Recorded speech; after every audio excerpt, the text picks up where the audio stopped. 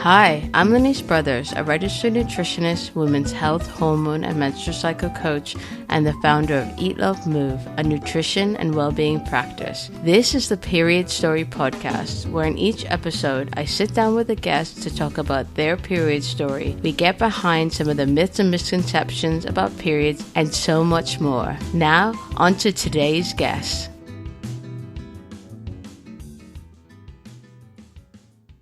On today's episode, we have Molly Fenton.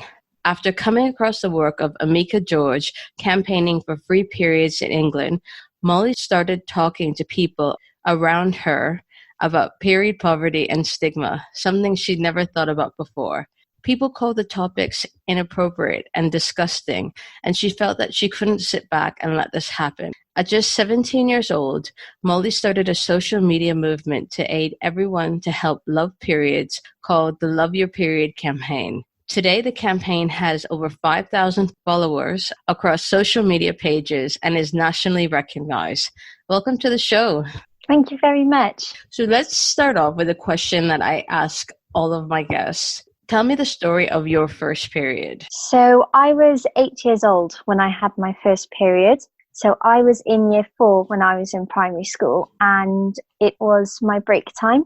So I was out in the playground and something didn't feel right. I thought I'd wet myself, which, that's not cool when you're 8, you're past that. So I went to the bathroom and when I wiped, I had blood and I didn't quite understand. It was quite scary, but I wasn't going to tell anyone about it because I had no clue what it was. And I was scared they were either going to send me home or to the hospital. So I had to go about the rest of the day with this uncomfortable feeling. And I was very lucky because when I got home, my mum was brilliant and I was able to show her, and she explained to me what it was and that it was a period and showed me how to use a sanitary towel, and I could get on with my day like that. So it didn't start great, but I was lucky that my mum was really good with me afterwards. You were 8 years old. Wow. So that's very young. I think that's the youngest that any of my guests has started their period. We had someone who started at 9 in the last season. That's very young. How do you think that, you're 17 now, knowing what you know now, do you think you were ready? Was it overwhelming? You said you were scared and uncomfortable. Just talk me through what was going through your mind when you first discovered you had it. Well, ultimately, I didn't have a clue what it was. I hadn't actually come across periods before because it's not something that's ever brought up in school until you're the last year of primary school. So that's 11, 12 years old. And it hadn't been touched upon. My mum hadn't spoken to me about it because I was still at quite a young age for it to come about, really. And, all I had was this association of blood and death, really, or blood and something very, very wrong. Something isn't right with my body. So it was really scary. So I definitely wasn't ready and I wasn't prepared whatsoever. And I think that's why I like to do what I do, because I don't want anyone to be in that position, because it wasn't nice. It was scary, and I could have definitely been a lot more prepared for my first period, and I wish I was. When you had it, did you eventually start talking to your friends about what was going on with you? Not at all. I did not speak about it whatsoever. I've never spoken to my periods about my friends until I started this campaign at all. It's never been a topic of conversation in my friendship group. Even as they started getting their period? Yes, which is surprising. And now I look back on it and now we speak about it and I think, why didn't we? But I guess that's how the stigma must have affected us all. None of us thought that we should, no matter how close we all were, it was one thing that we just never spoke about. So getting it at 8 and then not really getting any education at school until you were about 11, 12 years old. You said your mum was really supportive and she helped you, get menstrual towels and all of that. How else did you start to try to educate you? So I kind of let my mum tell me what to do. I could have come across this a bit better. I know my mum bought a book, one of those Your Body is Changing books. So I spent a lot of time reading through that with my mum, but I remember the book very well, and it didn't make a lot of sense to me. You know, there were all these diagrams and pictures and all sorts, but it didn't come across to me the way that it would have now. So I don't think it was really until I got to high school, maybe, till I was about 12, 13, that I really started trying to look into it. So of course you start learning about it a little bit more in science lessons.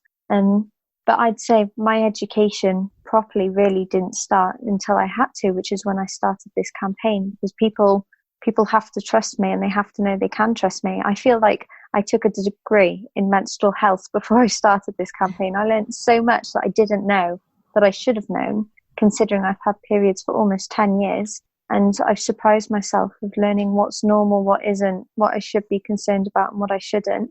And all these different things that really everyone should know, but we don't ever get taught. What was surprising to you? Really, that we don't actually lose that much blood, considering it looks like an awful lot, and that your cycle doesn't always have to be every month. If it comes a little bit earlier, a little bit late, it doesn't mean something is drastically wrong. I learned also as well, which really did help me, that stomach cramps being a little bit more than just discomfort isn't right. So I went to my doctor because my cramps were keeping me off school, and I thought this was normal. I couldn't get out of bed. They were making me throw up. And now I've got the right medication. I'm able to do my exams and things normally, whereas before I know so many of my GCSE exams were affected by my period because I thought it was normal, and that every single person in the hall around me that was on their period had to deal with the same thing. And then I learnt through my research that really I shouldn't be experiencing the pain that I was. So that was the biggest shock that I had, but I'm glad I had it because I was able to get it under control and get the help that I needed with it. Why did you think the cramps were normal? I don't know. I'm guessing because I was still functioning and I'd had a period every month for so many years that I thought this is the way that my body works. And because I knew everyone's period was unique, then this is just how my body does it. And I assumed that it was the right way because I was still alive and still going, despite, now I look back and I see that totally wasn't normal and I shouldn't have left it like that.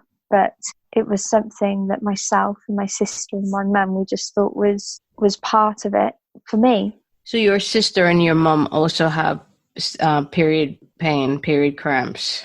My mum used to, really badly. So she put it down, that's something I had.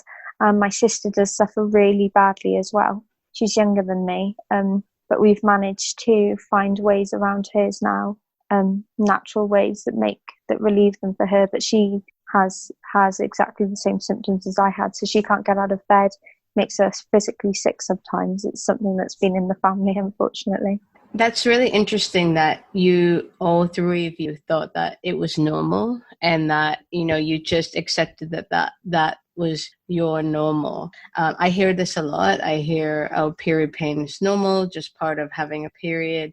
And I really love the fact that you've educated yourself and learned that it isn't normal. So what were the areas that you, tools that you use to educate yourself about your period and about menstrual health? So I first started with my biology teacher.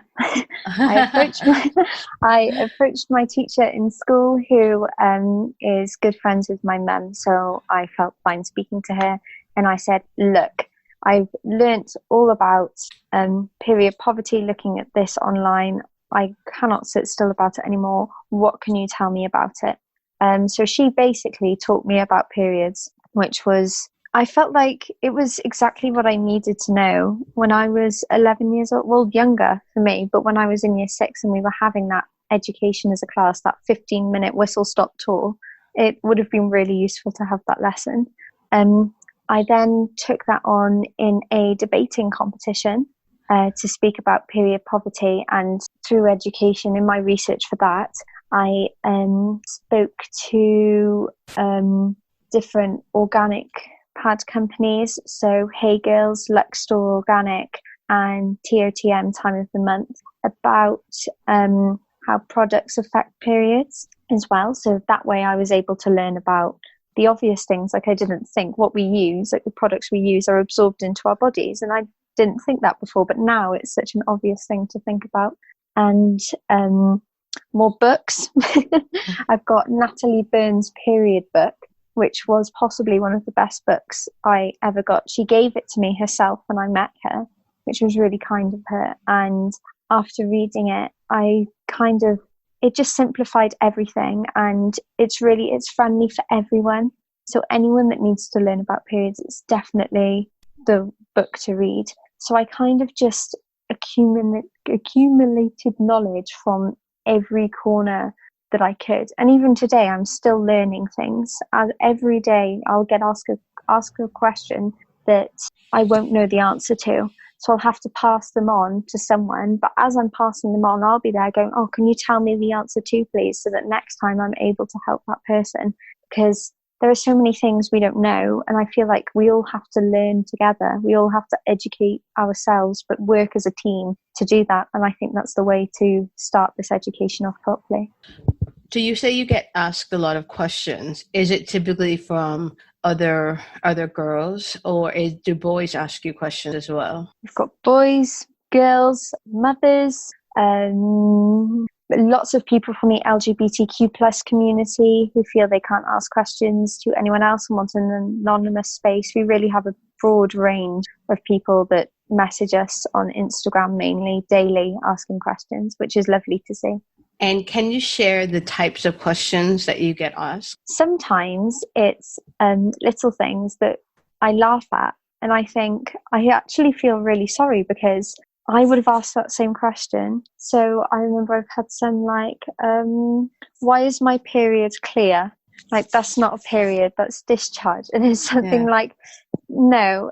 Or my period's been going on for 2 months and it's clear. And they've thought it's their period.